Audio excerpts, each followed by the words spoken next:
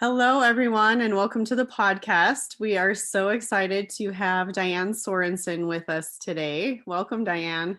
Thank you. Glad to be here. Yeah, we're excited to have you. So Diane is an expert in her field, and we're really excited to hear what she has to say about, understanding children's behavior, the beauty that is in behavior, and how that can all tie into learning. So Diane, do you want to go ahead and give us a little bit of your background? Sure. So I have been in the education field, early education, for over 30 years.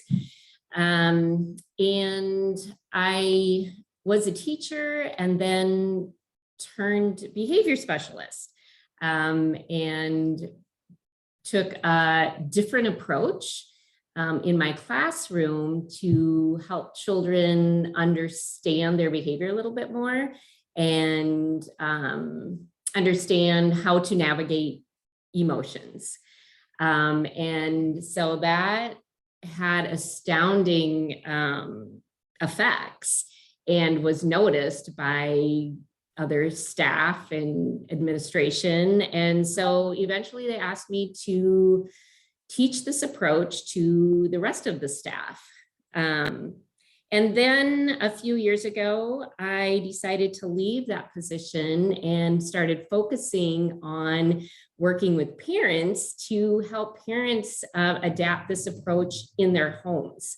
And so I also now still do go out and do trainings locally for the education systems here to help bridge that behavior and education. So it's kind of what I do in a nutshell, I guess.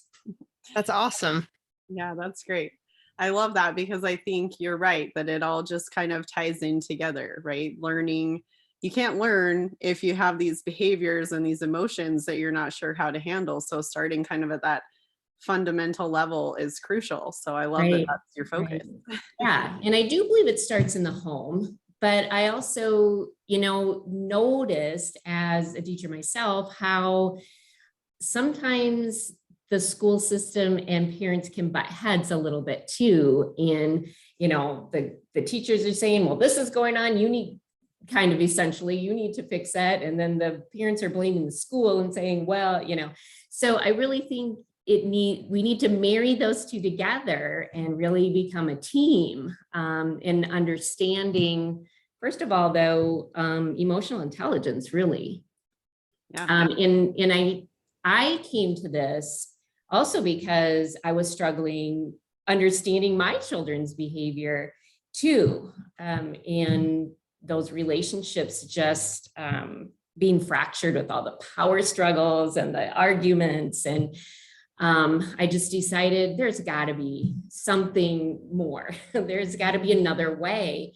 And so anyway, I started studying it and just became fascinated with how, in the last 25, 30 years, we didn't talk about emotional intelligence until the 90s. Yeah. So when my kids were growing up, we really didn't even talk about that. They all were born in the 80s and grew up through the 90s. But and then all the brain research and neurology has just kind of blown the doors off of what we now can understand, what is going on inside our bodies, inside our brains, and how that relates to the behavior and how that relates to the ability to learn or blocks the ability to learn. So, So for parents who are listening and they're like, emotional intelligence, what is that? Yes. What's the, summarized for dummies version of that? Yeah, totally. So emotional intelligence really is just about understanding your emotions and your feelings. And typically in our culture, our traditional culture, we don't really address emotions, right? Feelings. We just want to kind of go over those. And, like I said, it really didn't come online till the 90s. So we really were taught and conditioned to suppress feelings, right? Like, well, don't cry, that's being a baby, or, you're okay, it's fine, that's not a big deal. Or don't be, angry. It was like, oh my God, don't be showing angry. Don't you talk to me like that. Don't show that. So, we just got these subtle messages that emotions weren't okay and you need to hide them. And what happens is they don't just go away. They stay in our tissues, and our body holds all of these unacknowledged, unprocessed emotions, and they just morph. And what happens is we get a lot of anxiety. And really, anxiety is that physical manifestation of unfelt feelings. So we're really in a time where we need to really look at dealing with our emotion. We've disconnected from that part of us. And that makes a disconnection in the brain then too. We have our survival part of the brain, in the brainstem, and then we have this whole limbic system in the middle of our brain, which deals with all the emotion. And then we have our prefrontal lobes, which is, gives us all of our higher order learning. And when there's disconnection there, it's really difficult to learn. Yeah. Well, and a lot of times it's at a subconscious level where you're not even aware of you're reacting to a certain situation. Like I've actually been reading the book, What Happened to You. I don't know if you've read that one yet, by Bruce Perry and Oprah. And it shares the stories of where a kid was in a residential treatment center and he was doing really well. And then they got a new teacher in the classroom and he started acting up. And it was like, whoa, where did this 180 come from? And so Bruce Perry, as a psychologist, came in, was observing the kid. And then it was his day to visit with his dad. And his dad came in and he had these memories conjured of his own father. And then he said, hey, the dad wears Old Spice deodorant. The teacher's wearing Old Spice deodorant. So on this level where this kid wasn't even aware of it, he was reacting to that memory of a scent and associating it with his abusive father and taking it out on this teacher. And so once they changed that, it was like, boom, this behavior just changed instantly. And so a lot of those times it's this repressed, we're not even aware of it, like you said, because you're not feeling that emotion. You're just bottling it up and not letting it come out. Totally. Yeah. And that's what a trigger is, right? We get triggered, we yell at our kids, we do all these crazy things, and then we feel bad later because they're like, oh, there I went again. Yeah. But it's bringing up something. So I always say triggers are our treasure chest to our subconscious. They are bringing up something. We think that it's our child, whatever they're doing is making us feel that way. It's not. That is just triggering something. It's bringing up a memory in our body our body is bringing it up. It's rising for us to look at. But what happens is it feels bad. We get this physiological reaction in our body and it feels bad. So we just, we offload it by projecting it outwards.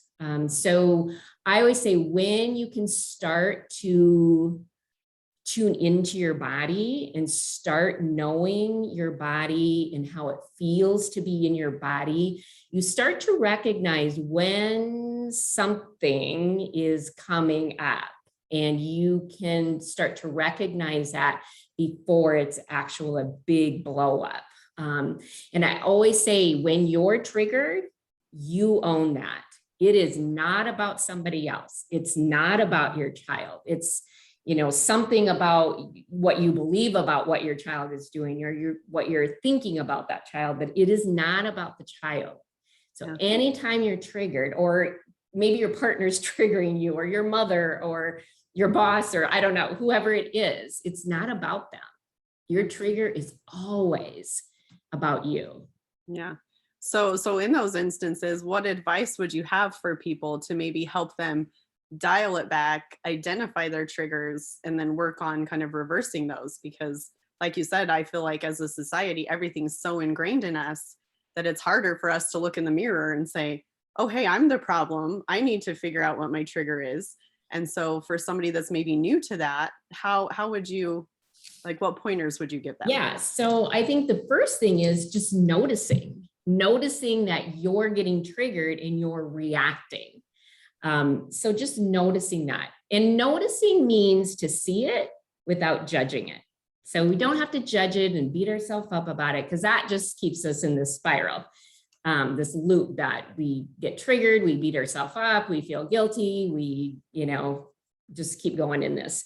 So just noticing it, that, because I was a yeller when my kids were growing up, and I really didn't realize how much I was yelling until it was brought to my attention. And then I started noticing, and it's like, oh, wow, I'm like yelling all the time. So just noticing that you're doing it is the first step. And then, like I said, bringing in some kind of a practice that starts to help you reconnect with your body, because we live in our head. It's like we're living in our head all the time. We're thinking about the past, we're worried about the future. I always remember, I can look back and go, okay, I'd be doing one thing, but I was never really focused on what I was doing. I was always thinking about what the next thing was I was going to need to do, or where I needed to be.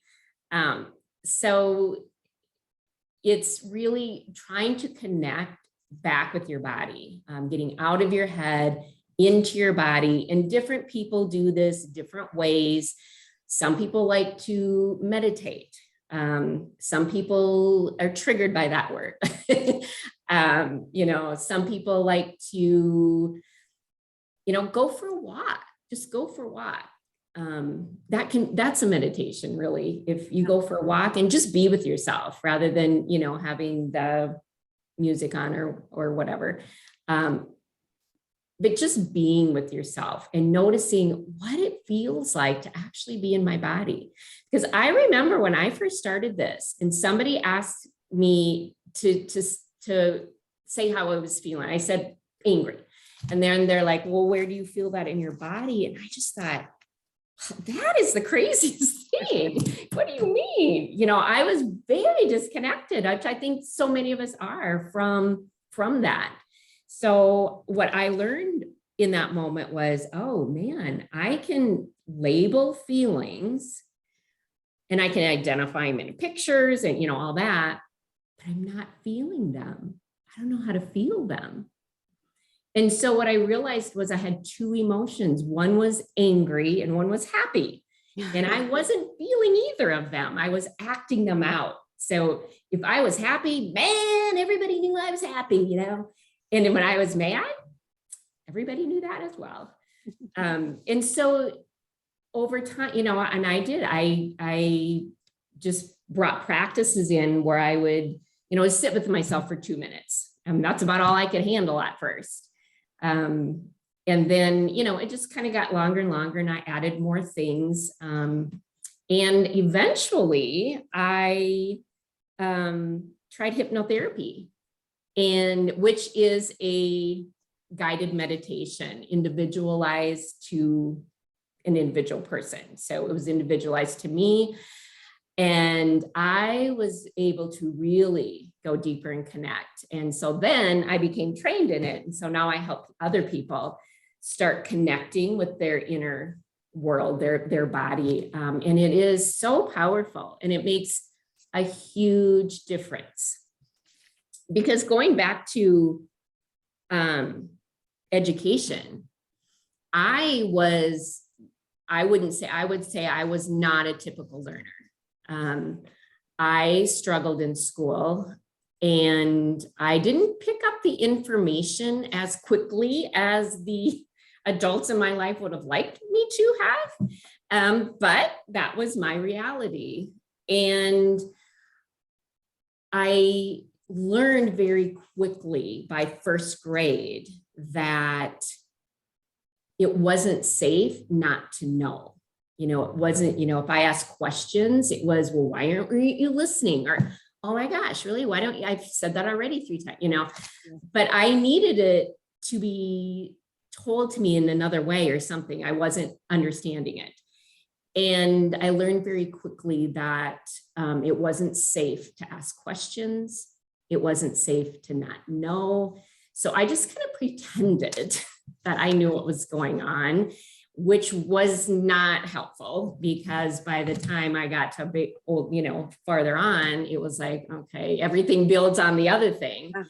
And it's like, okay, now I'm really not knowing what's going on. But 3 sentences really defined my school years. And that was, she doesn't listen, she doesn't care, she doesn't try, and she doesn't care. And those were 3 sentences I heard educators saying about me over and over. And I was trying. Yeah. I did care. And I was listening, but it wasn't connecting. Registering. Yeah. Right. And so that ended up being my internal talk. By the time I got to high school, I was like, yep, I'm not going to listen. I'm not going to try. I don't care. You know, and I slid through, but now with what I know that in my family of origin, that we were very disconnected in our relationships and to our feelings. And so it was very difficult for me to get to my highest center, my highest, you know, thinking, because I was so guarded against learning. You know, I was guarded against feeling stupid or feeling diminished in some way, feeling humiliated, that I also guarded then against learning and shut down curiosity and all of that. But then when I started seeing those disconnected patterns start to continue through another generation, and I always said, well, I'm not going to do it the way my parents did it. And then I saw, okay, I think this might have something to do with the way I, you know, and so these generational cycles just continue, because who knows? I mean, you don't know, you're just in a pattern, right? And it's hard to recognize sometimes, right? Until you have that aha moment. Right. Like, oh my and God. then so then I became fascinated when I started learning about myself and understanding myself. I'm like, oh man, everybody needs to know about this. So then I was able to eventually, I went back to school, got my degree, and was able to open myself up again to being curious and lifelong learning. But yeah, I feel like journey. So many of our students, at least at one point in time, those 3 sentences, I just feel like that will really hit home for a lot of our kiddos, the ones that are currently enrolled, at least. I mean, we work with students who are in residential treatment currently or have transitioned back home. And that seems to be the narrative that they've been told, and they've gone along with it. Yeah. So I feel like what you're saying is relatable. Yeah. And that's what they've even said to us, right? Their academic mentors. They're like, well, I'm stupid. This doesn't make sense. And, you know, I loved your approach. As you were talking, I was like, but Diane probably was trying, and she probably did care. But like you said, it's a matter of exploring what works. You know, not everything works the same way for everybody. We all have unique characteristics, different brains, different experiences. We all learn differently. And that's actually one of the quotes that we have up on our wall in our office is by William Spady. And it says that all students can learn and succeed, but not in the same way and not in the same day. Right. And so it's a matter of breaking it down, seeing what their triggers are, and changing those stories in their head from I can't do this to I'm going to try and I'm going to do my best. Right. And it's tricky for you when you see it on the outside. You're looking at a child who I mean, it totally looks like they're not trying or they don't care. But what's happening, but it's about what's going on inside of their head, inside of them. And it's their unconscious resistance to opening themselves up to possibly feeling an unpleasant feeling. And then we get back again to the ability to feel emotions. And the more we do that, the more we open ourselves up to risks and different outcomes, and knowing that this might bring a certain feeling and that I can feel it and get to the other side. Every time we feel an unpleasant feeling, allow ourselves to do that and get to the other side, it really boosts our confidence that, oh, I can handle feelings. Because I think unconsciously we've been taught, you can't handle this, right? Yeah. You can't handle this, and then also we get into where parents like to fix things for their kid, nobody wants upset. We live in a very conflict avoidant, upset avoidant culture. So when we can actually know that we can feel those things and move through them and get to the other side, then we build that confidence. We build that confidence in learning and everything we do. So it's all tied together. It's all connected. Yeah.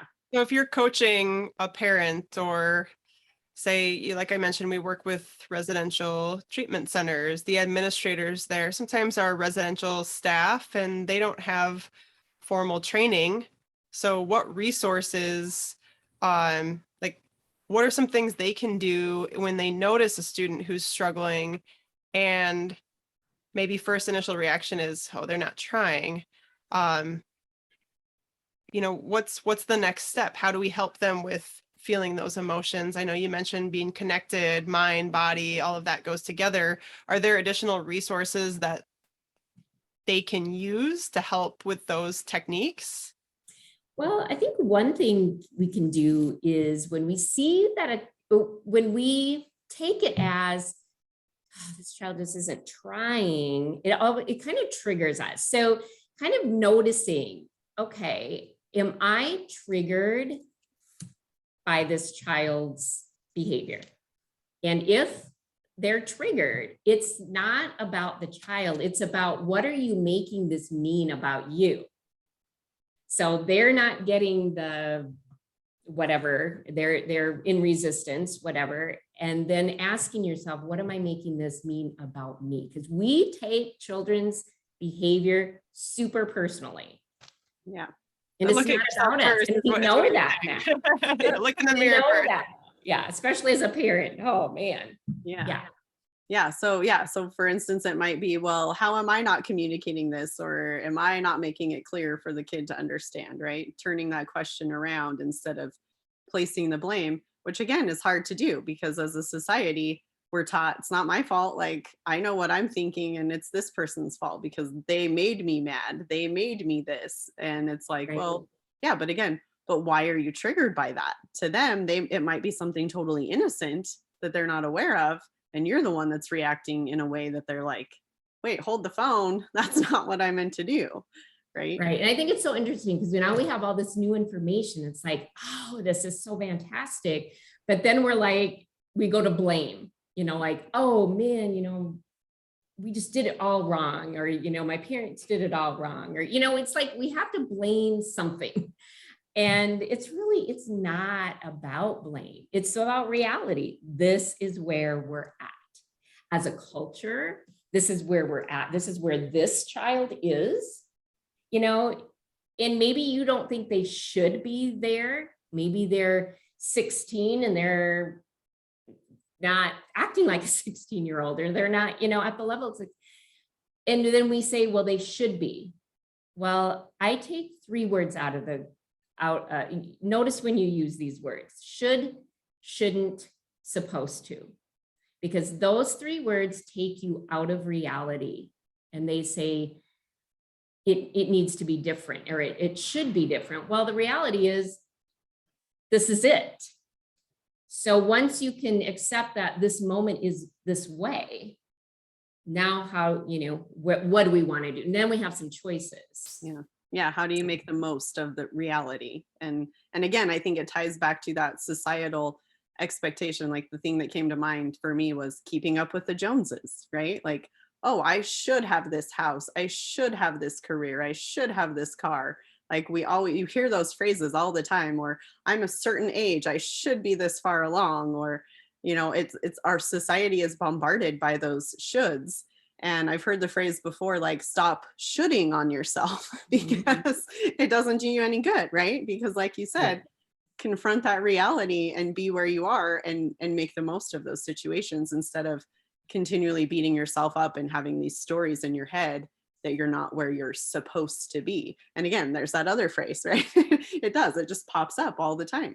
Right. And then it's right, supposed to, and then the shouldn'ts too. Like, well, I shouldn't have to tell you 5 times or whatever. Well, the reality, if you take should out, the reality is I need to tell you 5 times. I mean, and now let's figure out how we can, but what that does too, when we say it should be a different way, we're really saying this isn't good enough. Or you're broken, right? Sending a message.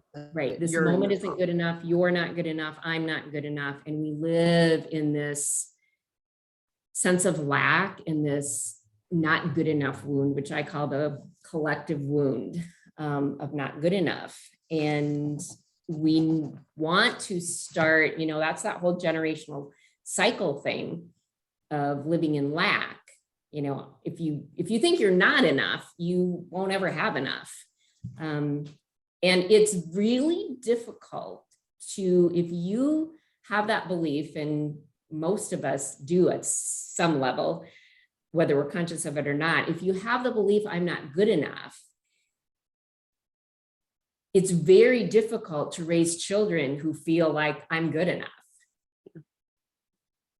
Because then our enoughness depends on our children.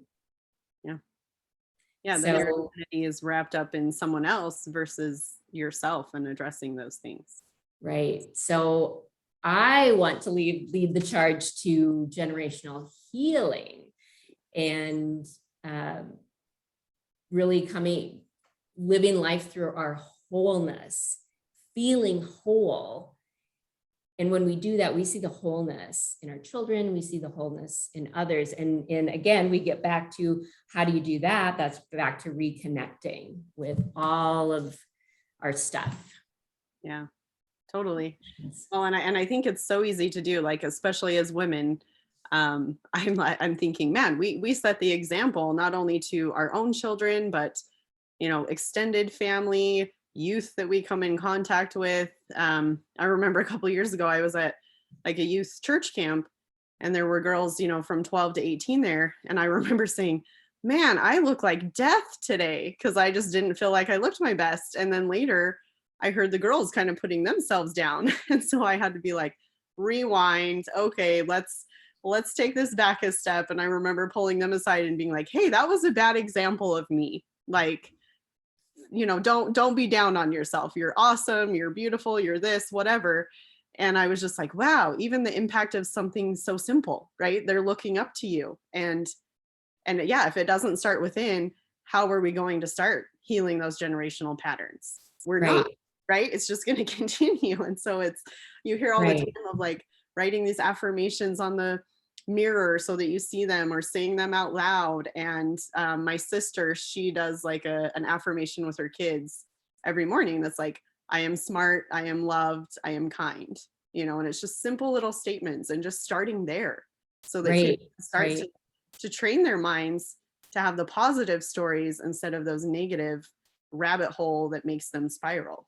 Right. Yeah. And so a lot of times parents will be like, well, then what are all the right things to say and do, so that my kids will, and what I say is, rather than trying to change the child's behavior or drive the outcome for them, turn it on yourself and start to heal whatever things are going on with you. Notice those triggers those are wounds. Those are things trying to get your attention to say, oh, there's something that has gone unprocessed here. Let's heal this.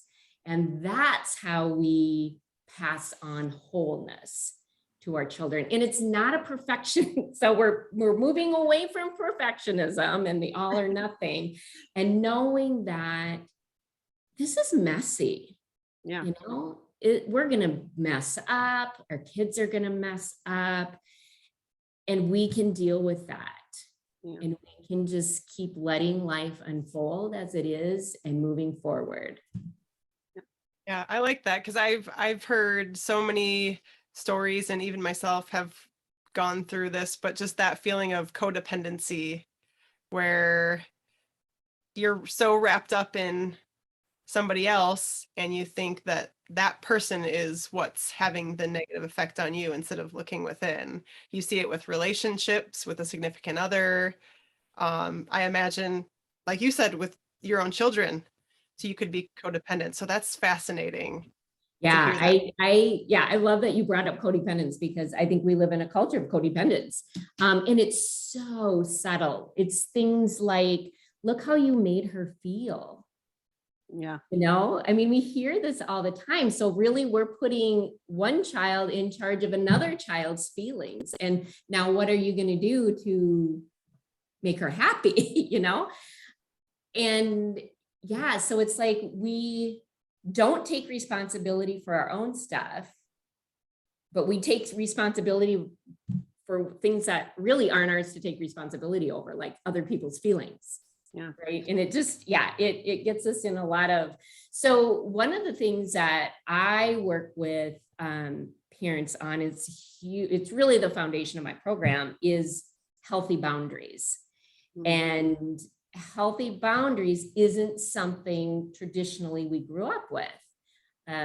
We grew up with punishment and rewards. You know, in my day, it was punishment, but then that kind of switched to rewards. Let's reward them, which is the same side of, or the different side of the same coin. Yeah. And so moving into healthy boundaries, just you become the leader of your life, and you take ownership of what it is that you are needing to take ownership of, and you're letting go of taking ownership of other people's stuff and allowing them to have it. So it's fascinating. It is. I love the study of the brain, and like the more I learn and have my own experiences, because I was totally that person that was like, nope, I don't want to feel, I don't want to experience emotion, because it's just easier to do my thing, stay in my lane. And and I've had friends that have told me, hey, my family doesn't have difficult conversations. If it's something that's difficult, we just put it in a box and leave it over here, and it's just never talked about.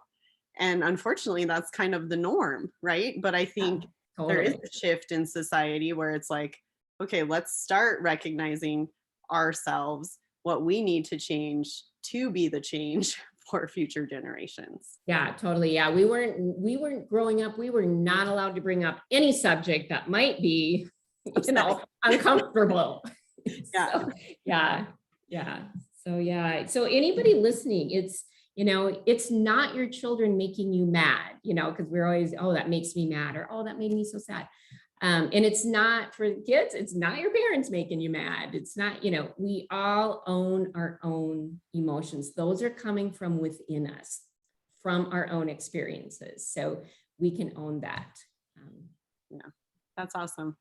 Well, we don't want to take up too much of your time today, Diane, but thank you so much for joining us. This is fascinating. I could talk for 2-3 hours about this topic, but I know. Thank you for having me, because I could just talk on and on about this stuff. Yeah, awesome. Well, where can people find you and all of that, so they can look you up? So I do have a podcast as well called Beauty in Behavior. And one of the reasons I do call it Beauty in Behavior is because all of the challenging behaviors that we are faced with are the catalyst for us to go on this journey and do it differently. And so that really is the beauty in it. The people that are challenging you the most are your best teachers. And so that's the beauty under the behavior. But so I have that podcast. And then also Instagram, I'm on Instagram at beauty.in.behavior. all my links are there. So I have a website, but all the links are in Instagram. So yeah. Yeah, and we'll Is be there sure to add it to the show notes too. Yeah, absolutely. Is there anything that you want to leave the listeners with before we wrap up? Anything that you like, any points you really want to drive home? I think a lot of, just the emotional intelligence piece. Just start noticing what you're feeling, noticing, what's happening in your body when, you're upset about something. Just, kind of dropping into your body, what's going on. And those triggers, notice those triggers and own them. So that's what I'll leave you with. Love it. I do have some free resources on my website. So awesome. at dianesorensen.net. So Perfect. Yeah, again, those links are in. Perfect. Yeah, I was on gonna my say, Instagram. we'll put them in the show notes too, so people can go straight to them, because I think a lot of people could benefit from just, taking time and giving themselves grace through the period, right, too, because it's hard to sit there and It is. recognize and just understanding that, again, you're not going to be perfect at it, but as long as you're trying, you're making strides. Yes. And there's hope. There's hope. We can do this. Yes. We can do this. There's, parents always worry about messing up their kids. You can't mess them up. You can't. You'll get through whatever challenge you're going through. Totally. Awesome. Well, thank you so much, Diane. We appreciate your time. All right. Thanks, you. Diane. Thank you. Thank you.